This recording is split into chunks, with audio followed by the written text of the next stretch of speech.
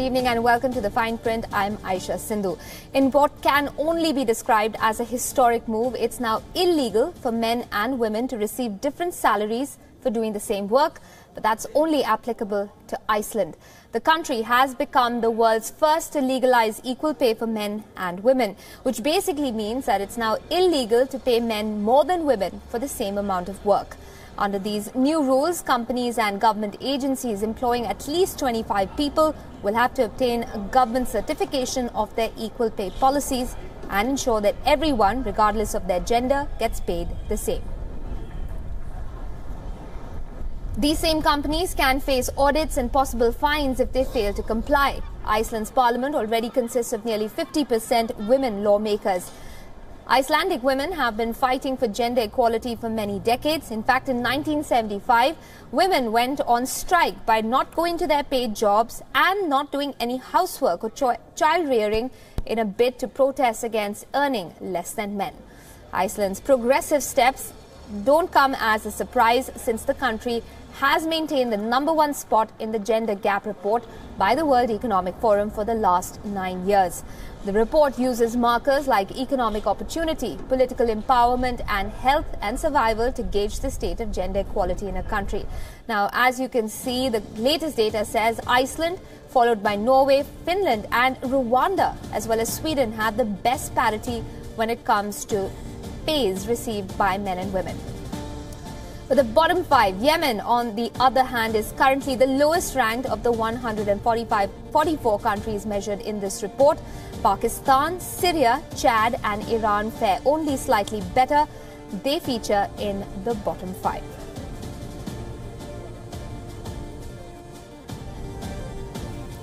Meanwhile, India has moved to 108th place behind China and Bangladesh in the latest global gender gap report. India slipped 21 places further down in the global rankings than last year.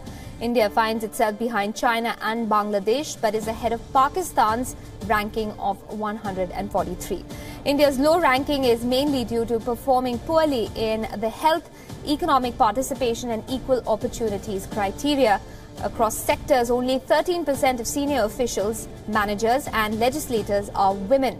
The situation looks bleak in the corporate sector as well. On average, male members of Indian company boards earn more than double of what women board members earn. Just to give you an idea of what the numbers look like, an average male board member earns 1.22 crore rupees annually, while the average female board member earns less than 60 lakh rupees per annum. Male company directors, who are also promoters, earn 4.73 times more than their female counterparts. According to surveys, an Indian woman gets paid 27% less than her male counterpart for similar work. In information technology services, men earn 360 rupees per hour, while women earn 239 rupees per hour. Education and research paid 220 rupees for men and 171 rupees for women. The highest gender pay gap was recorded in the manufacturing sector, where men earn 259 Indian rupees per hour compared to 192 rupees by their female counterparts. The lowest pay gap was recorded in transport, logistics and communications, with men earning 255 rupees per hour to women 209 rupees per hour. Healthcare and social work sector paid 240 rupees per hour for men and 178 rupees for women. Meanwhile, women in Bollywood have also been extremely vocal about their unhappiness with the pay gap between male and female actors. My art teacher. Baywatch actress Priyanka Chopra has recently said that the gender pay gap is a global problem and that it exists both in Hollywood and Bollywood. In a country which has high instances of female feticide cases, it's the Prime Minister of India, Narendra Modi, who launched a social campaign to empower and educate the girl child in India with initial funding of $16 million. The scheme is in place to protect the girl child and enable her education, ultimately leading to economic empowerment.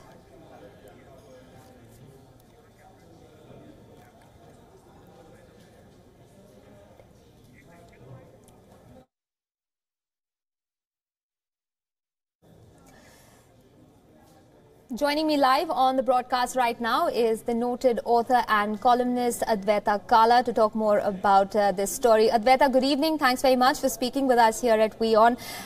Do you find it concerning that even a country like Iceland, which has successively year after year looked like it is one of the countries where the pay gap is marginal, that it's taken the year 2018 for legislation to actually come in place?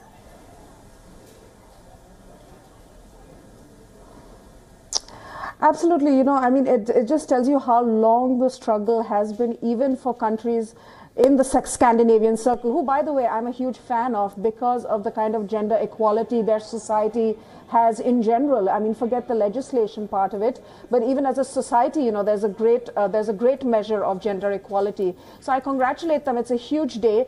Subsequently, in Hollywood, I mean, you made in your presentation, you said that Bollywood is speaking out. I don't think speaking out is really enough. You have to have advocacy. And I just read a news report yesterday where top Hollywood actresses really have come together, contributed money, set up a fund to fight workplace harassment of working class women, as well as advocate and lobby for gender parity across industry. So that's the kind of action plan that is required really going forward if we're going to achieve any kind of equality. And I think the reality in India, I mean, just an excellent articulation in what you said earlier, is that we just don't have enough women in the workforce. And you spoke specifically of the organized sector, which is supposed to bring in like educated women, so-called progressive attitudes, and we're just not delivering in that. In fact, in the last 5 years, we've seen those numbers of women participating in the workforce actually going down, which is extremely troublesome.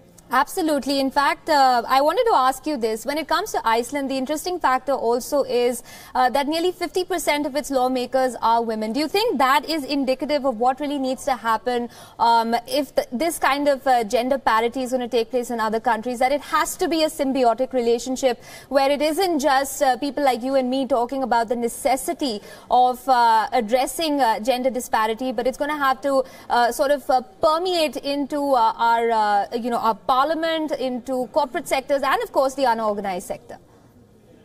Absolutely. All right, stay with me a second, Advaita. Absolutely. I mean, you need women legislating. You need women. Sure. Go ahead. Go ahead. You need women part of the process of making laws. I mean, men for too long and across history, civilizational history, have exercised control over women's choices, their bodies, their clothes, their way of life. And I think the reason why we speak so often of getting more women into parliament, into legislation, is because somebody has to address this issue, not from the perspective of doing us a favor, but from just purely a rights perspective, that 50% of this population is female and it isn't adequately represented. Absolutely. Stay with me, Advaita. I just want to take our viewers through some other interesting points that we've picked up on while looking at this story. Now, Iceland may be taking strides to address the gender gap, but when it comes to the global outlook, it's going to take a long time if things are going to change. That is, of course, according to a World Economic Forum report that says that it's going to take 100 long years for the gender pay gap to actually be addressed, for it to become something of history. So 100 years is what it's looking at in 2017. Meanwhile, in 2016, the very same report by the WEF said that it's going to take 83 years for that gap to reduce. So just in a period of 1 year, the time period has increased from 83 to 100 years. Let me go back to Advaita Kala, who continues to be with us on the broadcast. Advaita, Chimamanda Ngozi Adichie is a writer I'm sure you're very well acquainted with. She wrote this very poignant piece about growing up and not having stories to relate with, because she always ended up reading literature written by British writers or people from the West. Do you think that's true for Indian women today as well, that we need mascots within our industry to look up to hear their stories, so that one can also know that reaching the heights of any industry is well within the capability of any woman, no matter where she's working? Adichie speaks really of a society which is post-colonial, which is in every sense really what our society is as well, post 70 years of after 200 years of colonial rule. So, seeking our own identity, really reclaiming our own identity from the past is another part of the process. And, of course, we don't talk about the female experience when it comes to this. That is again ignored when we look at narratives and we extract things. And I think what has also happened is when we talk about the decolonization of the mind, we also have to look at it from the feminist perspective. The Western feminism went through phases, they went through waves, so to speak, and evolved to a certain understanding where they're at today. In India, we haven't really had that. We've had an oral tradition of feminism.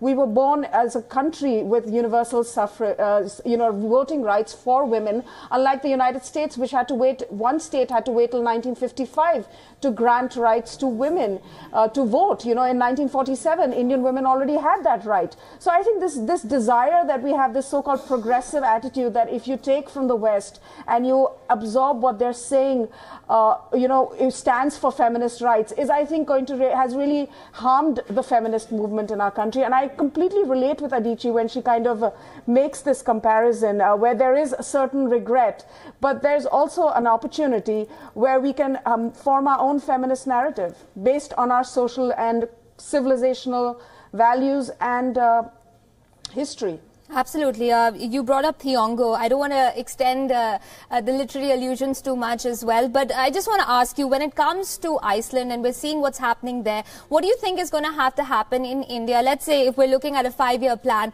what needs to change aggressively in the next 5 years if we are to address gender disparity? I think, first of all, Beti Padhao, Beti Bachao has really gained momentum. The interesting thing is that you now see it on the back of trucks, which for me, just as a sort of a pop culture enthusiast, I'll tell you, that tells you something just how far it's percolating.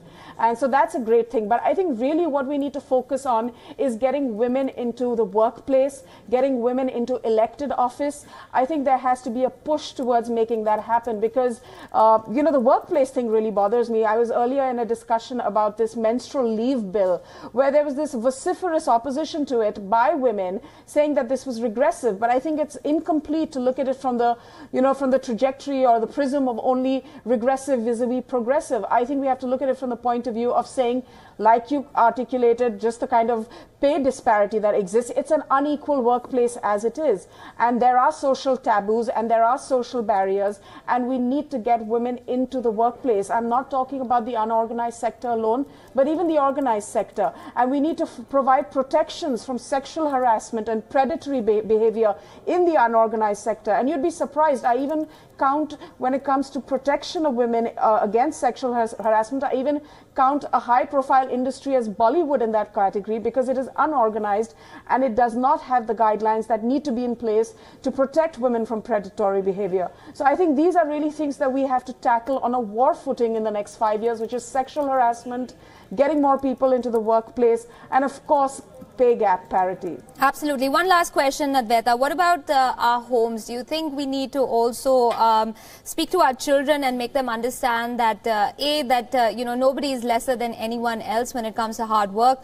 And of course, telling our girls that they're, well within their rights to ask for the same kind of salaries when they're working as hard as their male counterparts.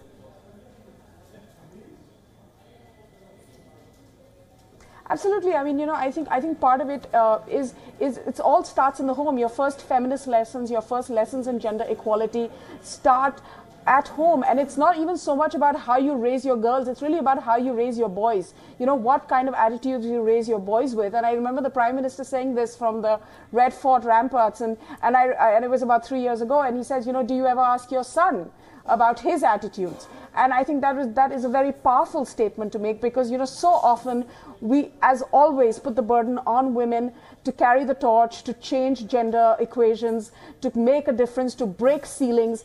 But look, we're in a society which is still Purush Pradhan, as you say in Hindi, which is male dominated. Even in our industry, in our film industry, the male gaze dominates. In our advertising, the male gaze dominates. We're operating in that environment, and those lessons have to be learned at home from the lips of mothers and fathers to start with.